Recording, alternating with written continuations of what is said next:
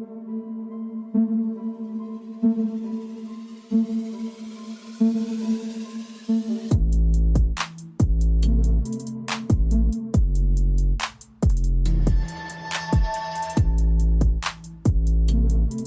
up, everyone?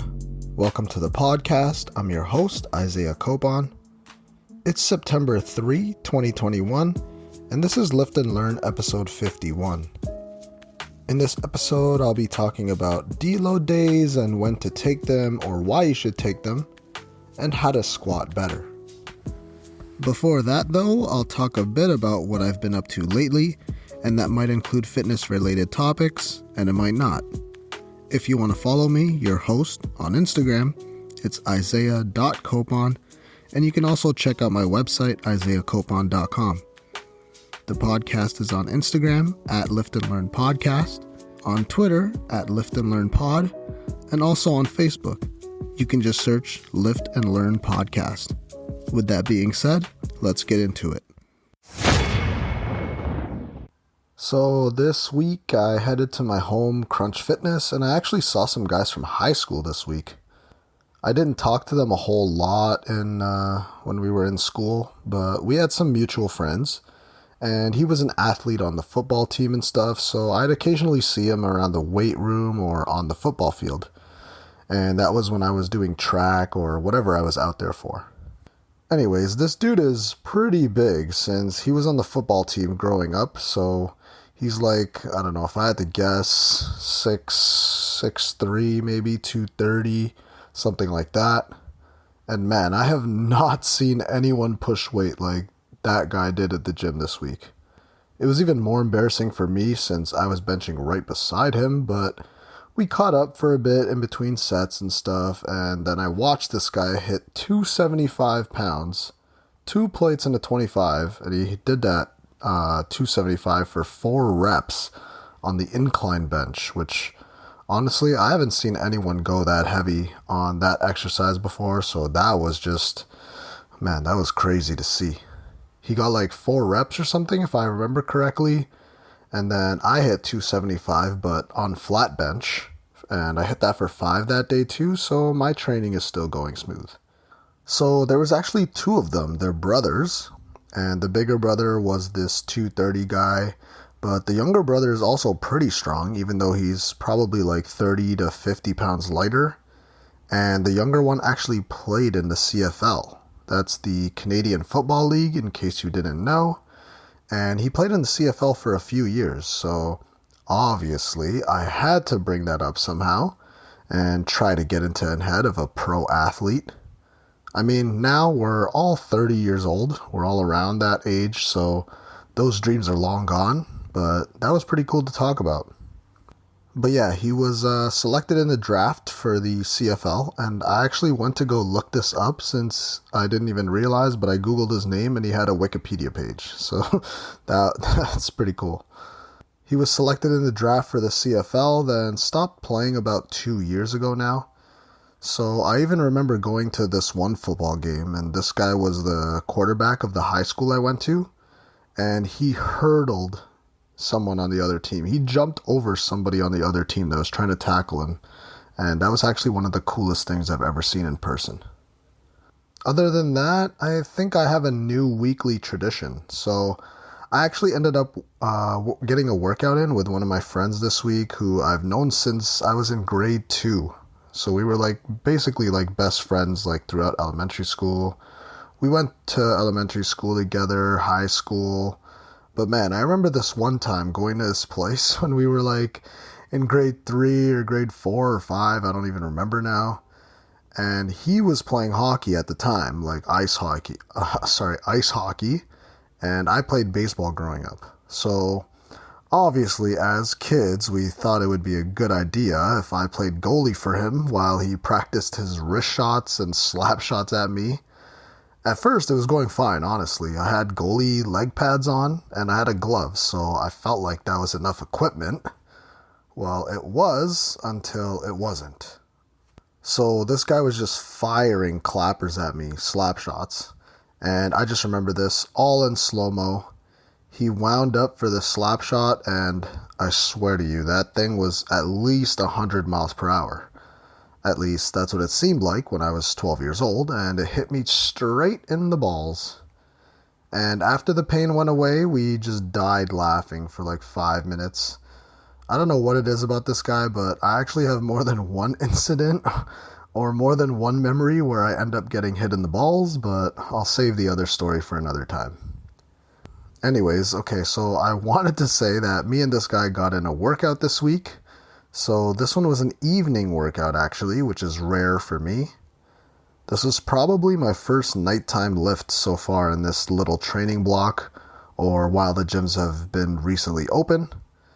I think we started the workout and it was almost 8 p.m. and my bedtime is usually at like 9 to 10 p.m. So it was nearly bedtime for me, but I pushed through. We ended up doing some chest, of course. I didn't have any PRs that day since I was a little bit sore for my 275 pounds for 5 reps on flat bench from like 36 hours before. But that's alright, I still had a great workout regardless, and you can still have a great workout even though you're not setting PRs every gym session. So that's just something to keep in mind.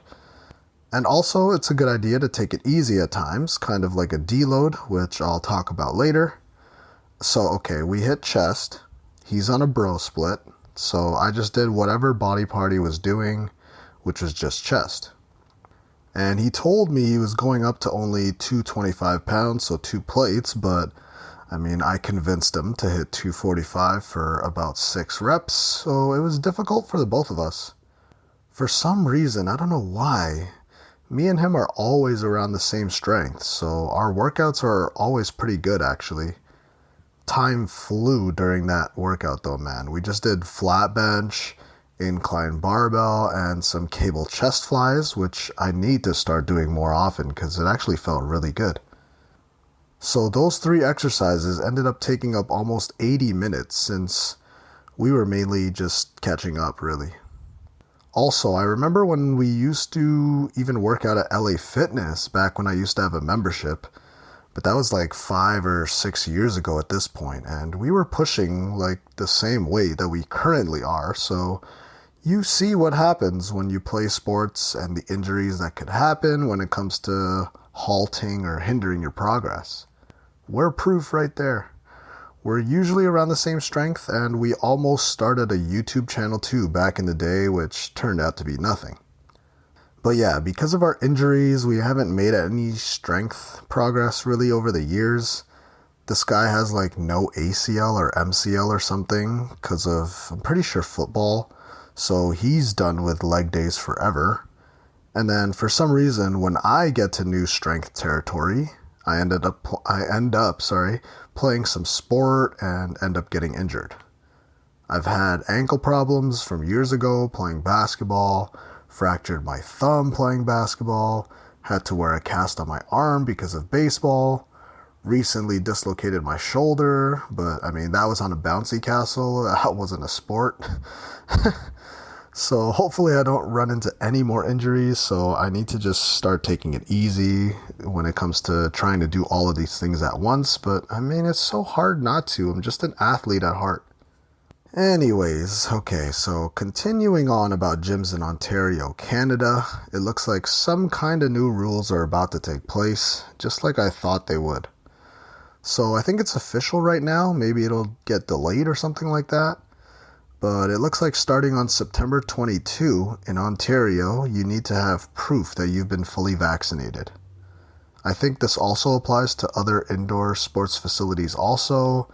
I think restaurants and theaters too, and places like casinos, banquet halls, convention centers, maybe weddings. Yeah, probably weddings, and even bingo places, so I'll have to tell my grandma about that one. So this is the start of the vaccine passports for us at least, and apparently an app or something where you can see if you're vaccinated digitally that's coming on October 22. That's going to be in the form of a QR code. So basically if you're not double dosed or whatever, double vaxxed by September 7, because there is a 2-week window after you get vaccinated where you still have to wait for the vaccine to finish up its work or whatever. So if you're not double vaxxed by September 7, which is just 4 days away, I think that's Tuesday. Yeah, good luck getting into a gym after September 22. And I really did have a feeling that you'd need proof of a vaccine before getting into the gym. And believe me, I got the vaccine to help stop COVID-19 and the spread or whatever. Yeah, that's the main reason, but also a tiny part was because I knew that eventually there'd be guidelines like this. I'm in favor of it, so you won't see me at Queen's Park protesting this. And I think on the same day that they announced this in Ontario, which was Wednesday, I believe the vaccine passport went live in Quebec, and I did read online that the gyms were a little bit more empty than usual, so that's good to see. So starting in 3 weeks, I guess those kids will be gone out of this Crunch Fitness that I go to. Alright, anyways, so there was a Kanye West album that dropped this week. I did read that Universal, I guess that's the label he's signed to or something. Apparently the label released the album without Kanye's final word or something like that. And then there was some drama having to do with the baby track on there. I don't know, but anyways, the album seems pretty good. I'm not a huge Kanye fan, but I have been listening to his older album. I think My Beautiful Dark Twisted Fantasy, that album. I actually enjoy that one. I literally just Googled which Kanye album was the best, and there were a bunch of people saying that this album was the best. I mean, like the My Beautiful Dark Twisted Fantasy one. People were saying that was the best, or maybe it was the first album, but I already listened to that one before already. But anyways, the new album, Donda, is sounding pretty good. There's some good songs on there, and I do like it right now, but honestly, it's so damn long. It was on pretty heavy rotation this week, but it's hard to get through an almost 2-hour album. But okay, so songs I do like are, I think Praise God was one that was in my head for a little bit. And also, oh my god, the last 40 seconds of that song Jail is actually super fire whenever I listen to it. And especially when I listen to it when I'm in my car. That beat at the end, oh my god, it's just crazy. So that was on while I was at the gym this week, but next week I'll definitely be listening to the album that came out this morning, September 3. Drake finally released his album, and honestly, when was the last bad Drake album? I don't know, man, the track record just speaks for itself. So Certified Lover Boy is now out. I haven't listened to it yet since I'm recording this podcast Thursday. So I'll have my thoughts about that one next week, but honestly, Drake's album should be better than Kanye's Marathon album. Just look at the track record, like I said. Has Drake even put out a bad album before? I don't know. Nothing Was the Same is still fire. So leading up to the release date though, Drake had those billboards up at Dundas Square. All about those typical Drake lines that you'll hear on the album, I guess, and see on Instagram captions for in the near future. The merch wasn't great this year. It seemed a bit emo, and I'm not even one to buy merch anyway. I'm not that big of a fan. And the album cover with the pregnant ladies emoji is just weird, but I guess that's pretty much official now since Drake himself posted it. Question 1. When should you be deloading? I've been getting a bunch of questions lately about when and if you should be implementing deloads regularly, and this is one of those typical answers when it comes to being a personal trainer. It depends. So a deload is specifically when you have a week, or maybe it's just a few days off of the gym, or when you do go into the gym, you purposefully go in there and lift lighter weights than usual, or your overall workout volume is lower than usual and the intensity is lower as well. And these deloads can be important when it comes to training, or can actually be used in all aspects of life. Because if you're just focused on one thing for so long, you're gonna have to take a sort of break eventually. Think about just pushing your car to the max every single time. You'll probably be going through some sort of engine issues, or if we're talking about you as a person, then going hard every single time. Eventually, you could push yourself to some sort of burnout, whether that be inside or outside the gym. A deload is meant for recovery purposes, whether that be physically or mentally, or you need time off just because you need time off. And some signs to look out for when you know you need to deload specifically is when you hit a sort of plateau in your training or when you're feeling fatigued overall. I've said on here before that it's good practice to have programming where you're switching up rep ranges every 6 to 12 or so weeks, and in between those training blocks, it could be a good idea to take a deload. It's not completely necessary all the time, but if you're feeling like your body isn't recovered, then it could be smart to take some time off. It's also good practice to deload at times in your training. If you're someone who has trained consistently for months or even years, then you probably do need to incorporate some kind of deload into your training. It could be just a few days or maybe even up to a week. And that's because it doesn't really make sense that your strength or your progress is just going to go up linearly. When you're gaining strength, or even when it comes to something like your weight, if you're trying to lose weight, and like I said earlier, pretty much everything in life really, you're going to need some kind of break. Your progress isn't just going to be a straight line, getting better every single time or every single day you work out, or every time you hit your calorie deficit goals. That doesn't mean you'll instantly lose weight. It's not going to be in a straight line. In reality, it's more of improving a bit and then decreasing for a bit. But overall, you should be headed to your goal. And that's why I've mentioned before to look at your progress weekly or even monthly, because your body weight fluctuates daily and your strength will fluctuate daily. So it's not really a good indicator if you place too much in those day-to-day numbers. Earlier, I talked about how me and my buddy have always been the same strength since we were at LA Fitness 5 years ago. That's kinda true. We were benching around 225 or 245, and we still are now. That's what I mean when I say progress isn't linear. I mean, 5 years have passed. We should be both a lot stronger, right? Well, unfortunately, life happens. We both went through some injuries over time, so every time we're reaching new strength, an injury just happens to get in the way. So instead of our strength going up linearly over and over again, we had to go through some time where we're building up our strength. And for me, that meant recovering from ankle injuries, so I couldn't squat for a few months. Then I got strong again. Then I fractured my thumb. This past year, I was getting strong.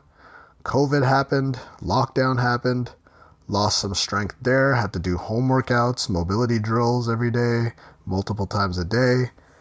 Okay, then I went to the US, trained pretty hard, got really strong. Then I dislocated my shoulder and had to put myself through that rehab process once again. And now, again, I'm pretty much back to normal and gaining strength, and hopefully that continues going forward. Sorry, that's a bit off topic, but it's the same way when it comes to resistance training or working out and incorporating these deloads. You're going to have ups and downs, and that's why you might need to incorporate these deload days. That's to take a little bit of time off, to step back, make sure your form is perfect, and not getting or not being hindered by your sole focus on getting stronger. It's a point, the deload, that's a point where you can reset yourself and prepare yourself for another phase of training. If you've been consistently training, let's say 6 days a week for maybe 6 weeks or so, for example, after that training block is over, you can decide if you need a few days to just back off the weights, because maybe during those 6 weeks you made a crazy amount of progress, but in that last week of training you were really feeling fatigued and you really pushed your body to the limit. And maybe work is getting busy for you after those 6 weeks of training, and then you might not be sleeping or eating properly. Then for sure you can take a deload or take some days off to recover. That's perfectly fine, and you won't hurt your progress going forward. It's not necessary to deload all the time, but it really does depend on how you're feeling. For some of my clients, some of them I never really take a deload week, honestly. Sometimes clients will cancel, and that's usually when they'll have their deload or just a rest in general. Also, when I do work with a client, especially in person, I think it's pretty easy to identify when it is time to take a workout a bit easier than you would normally. They'll tell me things like, I'm tired today because I had to do all these errands and stuff for my kids, or I didn't get a good sleep, or I didn't eat much today. I've heard it all, and on those days, it doesn't really make sense to push it and increase that risk of injury. You do have to work hard to gain progress, yes, but taking it easy for a few days or for a few gym sessions, that's not going to stop your progress. It could actually benefit you because, again, you'll be recovering, and that's part of the process. When it comes to deloading, just don't take too many of them or take too many easy days in the gym. Because if you're trying to progress, you do still need to push yourself in your workouts to a certain extent. Again, even talking about my clients again, okay, so the gyms have been open for, I don't know now, 7 weeks maybe? And, okay, so me and this one guy, we've been training 3 times a week for the past, 6 weeks now since the gym's opened. And I figured it would be time for a deload, but instead, what happened was this guy went to the cottage and he was busy doing wedding plans for like a few days. So we actually had I think maybe 6 days off, and we actually used that as a deload day, as a deload week. So instead, I had some mobility drills planned out for him. He could do some home workouts as well, so he's not in the gym. But yeah, we just used that for recovery purposes right there. So sometimes deload days in the gym aren't really necessary. You can just take them outside of the gym and work on other things that you need to, like mobility drills, maybe do dumbbell lunges instead, maybe do sports that you enjoy. Like I think he went golfing a few times. And yeah, that's a lot of walking, but it's not too much stress on the body. So deloads aren't necessary for everyone, but I take them a few times a year for sure because, like I said earlier, you're going to need a break at times when you go for more than 4 times a week, for example, for months and months. You need to take that break sometimes, just for your own sanity, even if you are addicted to the gym or addicted to working out. Recovery is an important part of the process when it comes to being more healthy. So if you're feeling drained from your workouts, think about taking a deload for a few days. So that means if your programming calls for something like 95-pound squats or something like that, maybe just do 65 pounds or maybe even 75 pounds and focus on perfecting and practicing your form again before you start adding on the weight and continue on with your strength progress. So deloads aren't 100% necessary for everyone, but they could be useful for longevity purposes and making sure that you don't push yourself into overtraining or under-recovering territory. Question 2. How to squat better? This is one of those questions that's going to be difficult to cover on the podcast because there's thousands of ways to make your squat better. And it's going to be really based on the individual because it has to do with how your anatomy is, but a lot can actually be done by doing mobility drills and exercises. If we're looking at the squat, your lower body comes into play a lot. We can look at the feet, ankles, knee angle, your hips, groin area, and even what your core or your spine does as well. So you can actually make a lot of progress with how your squat looks by doing mobility workouts tailored to the lower body and the core. That could really help with certain depth issues you might have. So try to come up with exercises that could help give some of your joints some more range of motion. Pretty much everyone at one point knew how to squat. That's the way we come out of the womb, basically, squatting perfectly. And what's happened over the years is that we lost the ability to squat because we aren't practicing enough practicing it enough, and we kind of learned over time how to pick things up off the ground or bend down. We basically learn over time the wrong way to do it. So more times than not, you should be able to squat with some practice, maybe a lot if you're older or really have problems you need to work around, like past injuries or whatever.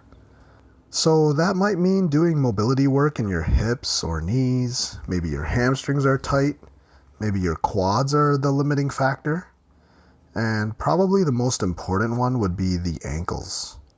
Your ankle mobility may be your limiting factor when it comes to getting lower in the squat. And if that is the case, then I do think it's a good idea to fix that issue by doing ankle mobility drills and warming up the ankle by at least doing ankle rotations before you squat. That one honestly helps me probably the most. So ankle circles or rotations help me and a few clients a bit. You can also do exercises like leg swings, which really open up that inner leg or groin area. And I even have another client who has to do some pre-glute stretches and movements because at the bottom of the movement, he feels a little tightness in his glute. So the stretches, it helps relieve some of that, and he's able to squat a little bit deeper because of that stretch or exercise. It really depends on the individual we're talking about here. I was recently listening to a Squat University podcast episode, actually, I think it was. And they were talking about exaggerating movements to perfect them, or something along those lines. And that got me thinking about how beneficial that could be as well. I never really thought about it before, but I do actually kind of implement this into my own training, and actually my clients do them too. So, okay, let's step away from the squat for a second, but I'll get back there. So in this episode I was listening to, they were talking about doing exaggerated movements of whatever exercise you're going to do. So when doing something like a barbell bench press, when the barbell comes down, the farthest your chest or shoulders need to stretch is, to your chest, since you can't bring the barbell any lower than that.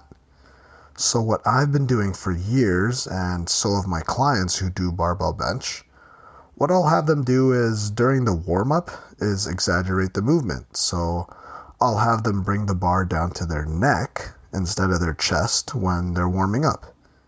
That way they'll get an exaggerated stretch at the bottom just to kind of get a little bit of extra range of motion and mobility for the bench press. When you're bringing the bar down to your neck, you get slightly more of a stretch in your shoulders and your chest simply from just the weight of the bar alone. The bar will basically stretch your shoulders out with the help of gravity when you're doing this movement. Trust me, that's a good stretch to do before benching, and I think I got that one from a pro bodybuilder. I'm just blanking out on his name right now. So taking this same concept, we can do or practice an exaggerated squat as a part of the process in trying to get better in the squat. Again, I kind of implement this already during my own warm-up process with my clients. We'll do things like sit in the bottom of the squat assisted, hanging onto something, and then we'll move slowly from side to side or moving slightly forward on one side of the body so the ankle can gain a little bit more mobility. And your calves actually could get a stretch in there as well, which could be another limiting factor depending on who you are. And you can do this while holding on to something. What you do is you just try to get as low as you can in the squat while holding on to something, and then you just gently flow through different positions, moving side to side, front to back, leaning on one side, doing some pulses, trying to raise your arm over your head if you can. Movements like that could help improve your squat over time and prepares you for that workout if you do this during your warm-up. They also mentioned that along with mobility drills, which will help most people gain a bunch of mobility and depth in the squat, some anatomies might not be designed to squat ass to grass. But humans were made to squat, and it's one of the milestones that a baby goes through when they're trying to stand up on their own 2 feet. And of course, one of the best things to do is just simply practice the squat more. So, okay, you can't do a bodyweight squat, let's say, to parallel. Something that I have to do with older clients, usually over 50 or something like that, I'll have them do a box squat somewhere in our training, and that box may be pretty high. So basically, you can replace the box with any chair if you want, and then you can make the seat higher if you can adjust it, or you can just put things on top of like a bench or something, like put some weights on there. And if you can't do a box squat onto a bench or something like that, then again, elevate it a little bit. Just put some weight or some plates on that bench until it's a height that's difficult to get to or whatever's challenging for you. And then slowly over time, you want to make sure that range of motion and make sure that person is squatting lower and lower. And if you're still going to practice squatting but have limited ankle mobility or flexibility, then you can try squatting with something under your heel so that your heel is elevated. You can put a small weight on the ground, and that could help you get a little bit lower in your squat as well. But also remember here, don't just rely on having the weight elevating your ankle every single time. Make sure you're still working on trying to perfect your own squat without the need to keep your ankle elevated when you're squatting all the time. I can't really fix exactly whatever your problem is over the podcast, so it's really going to be up to you to identify the area where you're lacking. It could mean you're lacking a little bit of everywhere, so it would probably be a good idea to do mobility work pretty much all throughout your lower body if you're finding it difficult to squat. Remember that nobody has a perfect squat. There's always something to improve, so even if your squat is looking fine right now, you should still be doing some kind of mobility drills to make sure that you'll be able to maintain that squat performance or squat depth for as long as you're walking around on your own 2 feet. So what'll help you the most are doing mobility drills, targeting specific areas in your lower body, like your feet, ankle, and hips. And don't underestimate the power of just trying to practice your squat, and that could be done assisted or doing this exaggerated method. And that concludes episode 51 of the podcast. Thank you for listening. If you really enjoyed the episode or my podcast as a whole, then please leave a review and comment on iTunes or whatever your choice of podcast platform is. Also, if you haven't already, you should hit that subscribe button because I'll be releasing episodes every Friday. If you want to follow me, your host, I'm Isaiah.Copon on Instagram, and you can also check out my website, isaiahcopon.com. If you want to follow the podcast, you can check out @Lift and Learn Podcast on Instagram, and there's also a Facebook page if you just search Lift and Learn Podcast.